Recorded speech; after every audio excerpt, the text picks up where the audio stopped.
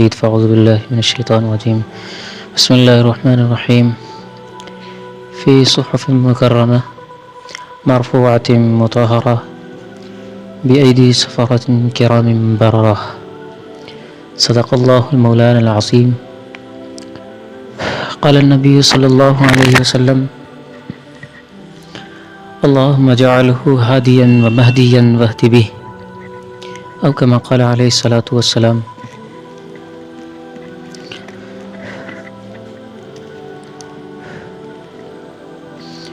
عزیز ساتھیوں، گزشتہ جمعہ میں کاتب وحی سیدنا امیر معاویہ رضی اللہ تعالی عنہ کی سیرت پر کچھ بات ہوئی. ان کے نام کے لغت میں یعنی ڈکشنری میں جو معنی ہوتے ہیں اس کو بیان کیا گیا کہ معاویہ کسے کہا جاتا ہے. الغرض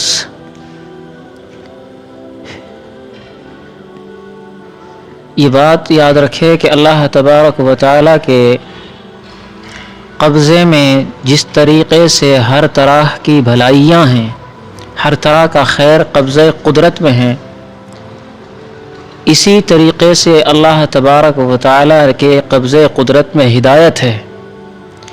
اللہ تعالیٰ جسے ہدایت دینا چاہے، جسے راہیاب کرنا چاہے، جسے کامیاب اور کامران کرنا چاہے، اسے کوئی گمراہ نہیں کر سکتا. اور اللہ تبارک و تعالی جسے دین سے پھیر دے، جسے گمراہ کرنا چاہے، اسے کوئی ہدایت نہیں دے سکتا. کیوں؟ کیونکہ صرف اور صرف ہدایت اللہ کے قبضے میں ہے، اللہ کی طاقت اور قدرت میں ہے. یہاں تک کہ اللہ تبارک و تعالی نے اپنے حبیب کو بھی ارشاد فرما دیا انک لتہدی من احببت ولکن اللہ یہدی من یشاء. محبوب، آپ جسے ہدایت دینا چاہے نہیں دے سکتے. کیوں؟ کیونکہ ہدایت دینے کا کام اللہ کا ہے. اللہ جسے ہدایت دینا چاہے گا وہی ہدایت پر آئے گا. تو ہدایت اللہ رب العزت کے قبضے میں. اگرچہ انسان ہدایت کی دعا کرے، کامیابی کامرانی کی دعا کرے، تو ایسے ہی کاتب وحی سیدنا امیر معاویہ رضی اللہ تعالی عنہ کو جناب نبی کریم محمد مصطفیٰ صلی اللہ علیہ وسلم نے دعا دی اور یوں ارشاد فرمایا اللہم اجعلہ ہادیا ومہدیا واہد بہ. اے اللہ، میرے معاویہ کو ہدایت یافتہ بنا اور مہدی بنا. ہادی بھی بنا اور مہدی بھی بنا. مہدی اور ہادی کسے کہتے ہیں؟ مہدی کہتے ہیں جسے ہدایت دی گئی ہو کہ اس کو ہدایت یافتہ بنا، اور ہادین کہ اس کو ہدایت پہنچانے کا ذریعہ بھی بنا کہ لوگ اس سے راہیاب ہو سکے، لوگ اس سے ہدایت حاصل کر سکیں. تو اللہ کے رسول صلی اللہ علیہ وسلم کی یہ دعا حضرت امیر معاویہ رضی اللہ تعالی عنہ کی شان کو اجاگر کرتی ہے. یہ گزشتہ جمعے میں بتلایا گیا کہ حضرت امیر معاویہ رضی اللہ تعالی عنہ ایمان لائے فتح مکہ کے موقع پر. یہ بتلایا گیا جب ایمان لائے تو اللہ کے رسول صلی اللہ علیہ وسلم نے حضرت امیر معاویہ رضی اللہ تعالی عنہ کو کتابت وحی کا حکم دیا کہ اللہ کا کلام مجھ پر اترتا ہے، اللہ کا کلام مجھ پر اترتا ہے، لہذا اس کا لکھنے کا کام تمہارا ہے. جو سب سے پاکیزہ کلام اور سب سے اہم کلام ہے، اس کلام کو لکھنے کی ذمہ داری اللہ کے رسول صلی اللہ علیہ وسلم نے حضرت امیر معاویہ رضی اللہ تعالیٰ عنہ کو دی. یعنی کہ اللہ کے رسول صلی اللہ علیہ وسلم نے حضرت امیر معاویہ پر اتنا اعتماد اور اس قابل سمجھا کہ وہ اللہ کا کلام لکھے. اللہ کا کلام لکھے، اس پر اتنا اعتماد اللہ کے رسول نے فرمایا. جبکہ اللہ تبارک و تعالی نے قرآن کریم کی حفاظت کی ذمہ داری اپنے اوپر لی ہے کہ اس کو ہم نازل کر رہے ہیں، اس کی ذمہ داری بھی ہماری ہے، ہم اس کی حفاظت کریں گے. تو اللہ تبارک و تعالی نے اس طریقے سے حفاظت کی اور کر رہا ہے اور کرتا رہے گا قیامت تک، کہ اس طریقے سے کہ اللہ رب العزت نے انسانوں کے سینوں میں اس قرآن کریم کو محفوظ کر دیا. یہ قرآن کریم کی حفاظت کے ایک ذریعہ ہے. اسی طریقے سے اللہ تبارک و تعالیٰ نے سب سے پہلے حفاظت کا ذریعہ بنایا کتابت کو، لکھنے کو، اور سب سے پہلے حفاظت کی جو ذریعہ بنا تو وہ پھر حضرت امیر معاویہ بنے.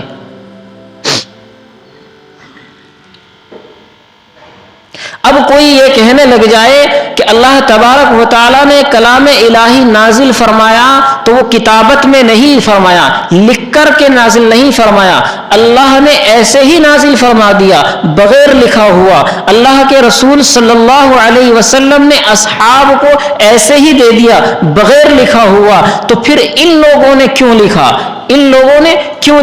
یا پھر انہوں نے لکھا تو ان کو بھی ایسے ہی دینا تھا جیسے اللہ کے رسول صلی اللہ علیہ وسلم پر نازل ہوا. اب ہمیں اس بات کا اعتماد نہیں کہ یہ صحیح لکھا ہے یا اس میں کوئی رد و بدل ہوئی ہے. یہ اعتراض کیا جا سکتا ہے، ہو سکتا ہے. کیوں؟ کیونکہ ایمان لائے فتح مکہ پر اور اللہ کے رسول نے سب سے بڑی ذمہ داری حضرت امیر معاویہ کے سپرد کر دی، فرض. تو اس کا جواب قرآن کریم سے یوں ملتا ہے کہ اللہ تبارک و تعالی نے قرآن کریم میں پہلے پارے کے اندر ارشاد فرمایا، فاعوذ باللہ من الشیطان الرجیم، الف لام میم ذالک الکتاب لا ریب فیہ. یہ وہ کتاب ہے جس کے اندر ذرہ برابر کوئی شک نہیں، ذرہ برابر کوئی شک نہیں. اس آیت کا یہ ترجمہ آپ کے سامنے رکھا. اللہ نے فرمایا ذالک الکتاب، ذالکا کا ترجمہ ہوتا ہے وہ، جو چیز دور ہو اس کو کہا جاتا ہے وہ، اور جو قریب ہو، پاس ہو، موجود ہو اس کو کہا جاتا ہے یہ. عربی میں کہا جاتا ہے ھذا. اگر اللہ نے قرآن کریم وہ جو نازل فرما رہا ہے اس کے بارے میں کہنا تھا تو سوال یہ ہوتا ہے کہ اللہ تبارک و تعالیٰ نے ذالکا کے بجائے ھذا کہنا تھا کہ یہ کتاب جو میں نازل کر رہا ہوں، یہ کتاب جو میں نازل کر رہا ہوں. لیکن عزیزان من، چونکہ رب تبارک و تعالیٰ کا جو کلام نازل ہو رہا ہے اس میں کوئی شک نہیں کر سکتا، رسول اللہ پر جو کلام نازل ہو رہا ہے اس پر کوئی شک نہیں کر سکتا، اس پر کوئی شک نہیں کر سکتا، اعتراض نہیں کر سکتا. اگر اعتراض کرتا تو وہ صحابہ کی جماعت پر کرتا، امیر معاویہ پر کرتا کہ لکھنے والا یہ ہے، اس نے رد و بدل کیا ہوگا. اس لیے اللہ نے یہ نہیں فرمایا کہ ھذا الکتاب، یہ جو قرآن میں نازل کر رہا ہوں اس میں شک نہیں، بلکہ یہ فرمایا ذالک الکتاب، وہ جو کتاب معاویہ لکھ رہا ہے، ذالک الکتاب لا ریب فیہ، اس کے اندر کوئی شک نہیں. جس طریقے سے اللہ رب العزت نے وہ کلام آسمان سے نازل کیا اس میں کوئی شک نہیں ہے، اسی طریقے سے وہ کلام جو امیر معاویہ نے لکھا اس میں کوئی شک نہیں ہے. اب یہ جو کتاب ہوتی ہے اس کو آپ 3 ناموں سے یاد کرتے ہیں. قرآن کریم کہتے ہیں، کتاب اللہ کہتے ہیں اور کلام اللہ کہتے ہیں. قرآن کریم، کتاب اللہ، کلام اللہ. اللہ نازل فرمائے، اللہ کلام کرے، اللہ بولے، اسے کہتے ہیں کلام اللہ۔ اللہ جب پڑھے، اللہ حکم دے، اقرأ بسم ربک الذی خلق، یہ کلام اللہ ہے، یہ اللہ کا کلام ہے، اس کے اندر کوئی شک نہیں۔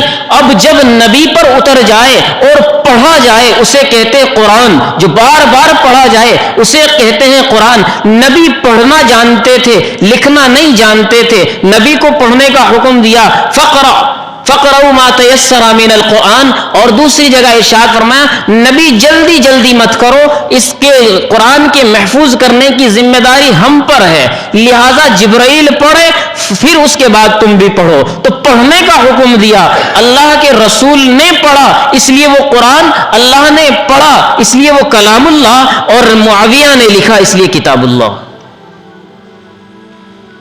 جو چیز لکھی جائے اسے کہتے ہیں کتاب،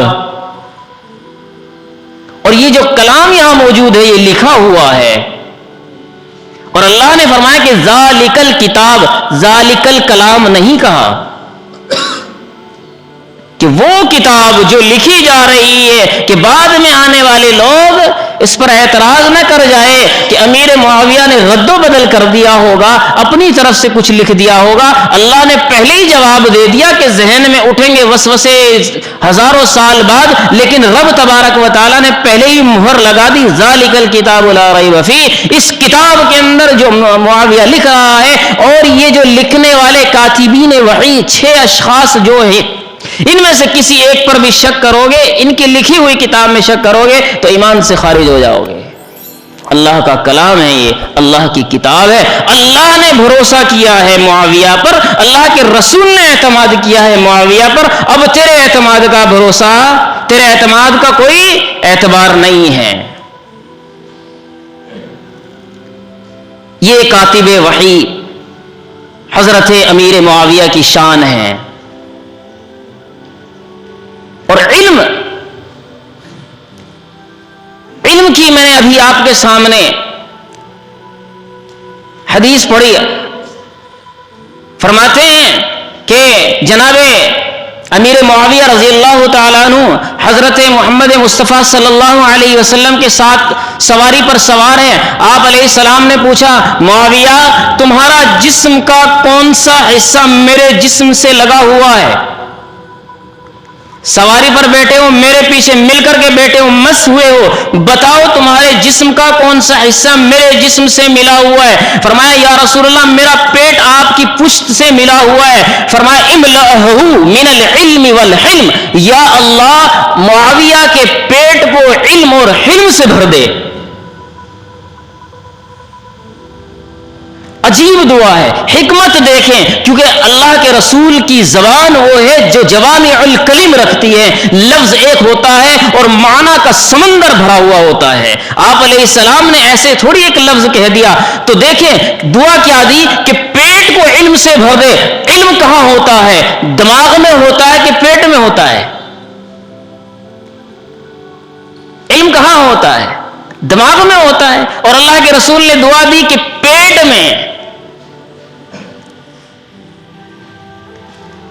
ابن العربی مکی رحمت اللہ علیہ نے اس کا بڑا بہترین جواب ارشاد فرمایا، لکھتے ہیں کہ اللہ کے رسول نے یہ جو ارشاد فرمایا، یہ جو دعا دی ہے کہ اس کے پیٹ کو علم اور حلم سے بھر دے، مطلب یہ ہے کہ ایک عام انسان کی غذا کھانا ہوتا ہے، ایک عام انسان کی غذا پانی ہوتا ہے، مشروبات ہوتی ہیں، پکوان ہوتے ہیں، لیکن امیر معاویہ وہ ہے جس کی غذا علم ہے۔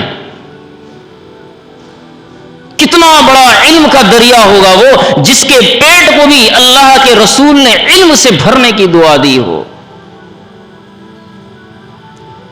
حضرت عباس رضی اللہ تعالیٰ عنہ کے پاس ایک شخص آیا اور کہا کہ امیر معاویہ 1 رکعت وتر پڑھتے ہیں، تو حضرت عباس نے کیا ارشاد فرمایا؟ دع، تم چھوڑو اس بات کو، فإنک صاحب رسول اللہ، کیونکہ وہ اللہ کے رسول کے صحابی ہیں، فإنہ فقیہ، وہ خود عالم ہے، وہ خود فقیہ ہے، ان کے علم کا ان کے حلم کا تمام صحابہ نے احترام کیا ہے.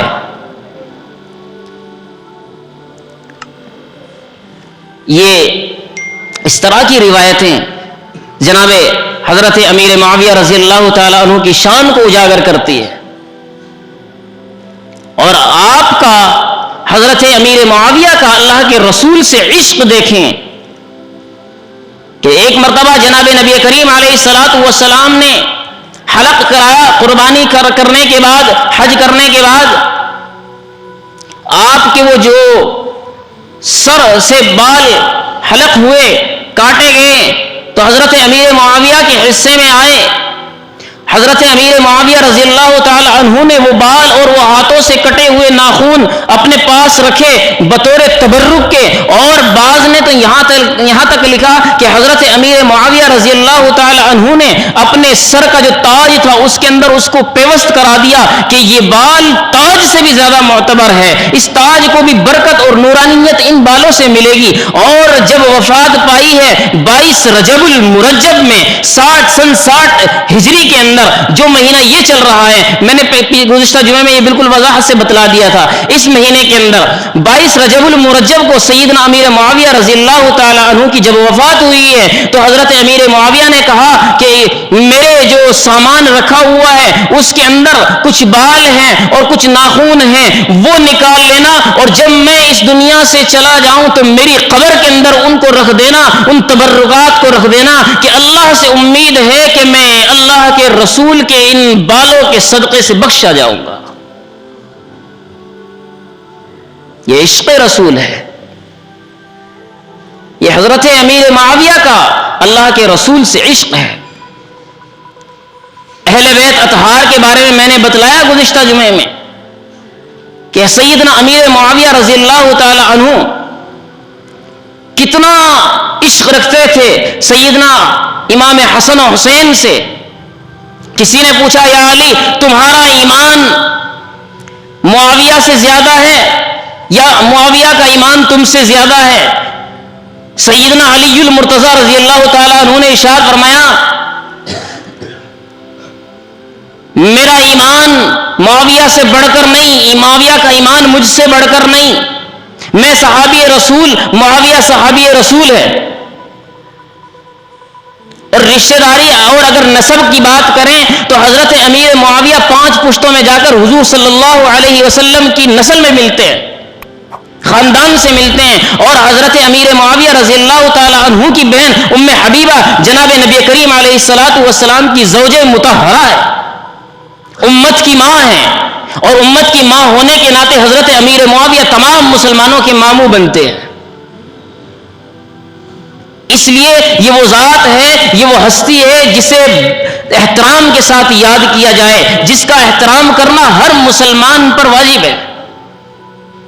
اگر میں آپ کے ماموں کو کچھ کہوں یا آپ میرے ماموں کو کچھ کہیں تو میں ڈنڈا لے کر تیار، آپ ڈنڈا لے کر تیار، تو بتاؤ جناب نبی کریم علیہ الصلوۃ والسلام کے جو نواسے موجود ہوں، حسنین کریمین کے ماموں کو اگر تم گالیاں دو اور بھونکنا شروع کرو تو وہ کیا کہیں گے؟ جو پوری امت کے مسلمانوں کے ماموں ہیں. تو یہ عجیب ماجرا ہے. الغرض بتلانا مقصد یہ تھا کہ اس مہینے کے اندر حضرت امیر معاویہ رضی اللہ تعالی عنہ کی شان میں گستاخیاں کی جاتی ہیں، اور ان کے علاوہ منسوب کیا جاتا ہے دیگر اشخاص کی جانب. تو میں نے بتلایا جیسا کہ حضرت امام جعفر صادق رضی اللہ تعالی عنہ کی اس مہینے کے اندر نہ پیدائش ہے نہ وفات ہے، تو کوئی بھی خرافات، اب میں ہاتھ جوڑ کر کے کہنا چاہتا ہوں کہ کوئی بھی خرافات، کوئی بھی بدعات حضرت امام جعفر کی طرف منسوب نہ کریں. اپنی مرضی سے جو چاہے کرتے ہیں، کسی بھی متبرک ہستی کو بدنام نہ کیا جائے. دعا ہے کہ اللہ تعالیٰ ہم سب کو صحیح سمجھ اور عمل کی توفیق نصیب فرمائے. وآخر دعوانا الحمدللہ رب العالمین. جن حضرات نے سنت پڑھیں گے